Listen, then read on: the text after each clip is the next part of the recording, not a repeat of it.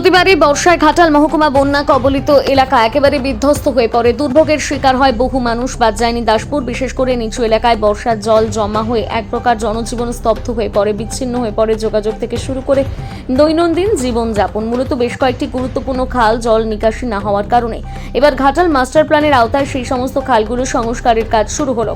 এমনই এক উদ্যোগ দেখা গেল ওই প্ল্যানের অন্তর্গত দাসপুর 1 এবং দাসপুর 2 নম্বর ব্লকের সংযোগকারী একটি খাল। দীর্ঘ 90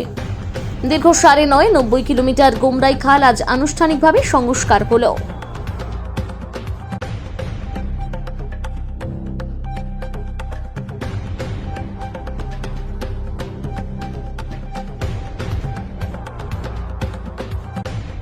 আপনারা নখ ফুটাতে পারবেন না, এই বলে সবাইকে আজকে অনুরোধ করব, বাংলার মুখ্যমন্ত্রীর পাশে থাকুন।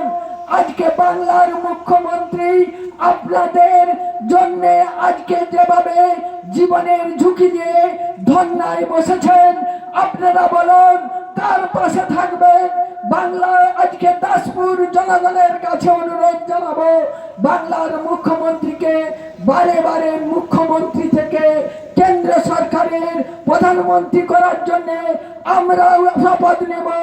এটাই হবে আমাদের দাসপুরবাসীর কাছে গোমরাই খালের পাশে যেভাবে খাল কাটা হবে, আপনাদের প্রত্যেকের সহযোগিতা চাই। কোনোভাবে বাধা দেবেন না। আপনারা প্রত্যেকটা কাজে প্রত্যেকের সহযোগিতায় খাল খনন সুন্দরভাবে হবে, এজেন্সিরা কাজ করবে, প্রত্যেকের সহযোগিতায় আজকে গোমরাই খাল সুন্দরভাবে কাটা হোক, এই অনুরোধ জানিয়ে সবাইকে ধন্যবাদ, নমস্কার।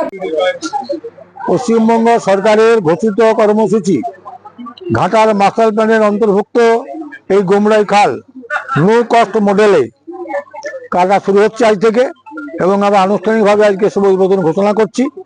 এখানে গ্রাম পঞ্চায়েতের অর্থাৎ যেহেতু বাজাওয়ালপুর থেকে শুরু 9.90 কিলোমিটার খাল, এবং এখানে বাজাওয়ালপুর আমাদের পাঁচবেড়িয়া গ্রাম পঞ্চায়েত, দাসপুর 1 নম্বর ব্লক, এখান থেকে 9.90 কিলোমিটার যাবে দাসপুর 2 নম্বর ব্লকের পাঁচগেছিয়া পর্যন্ত।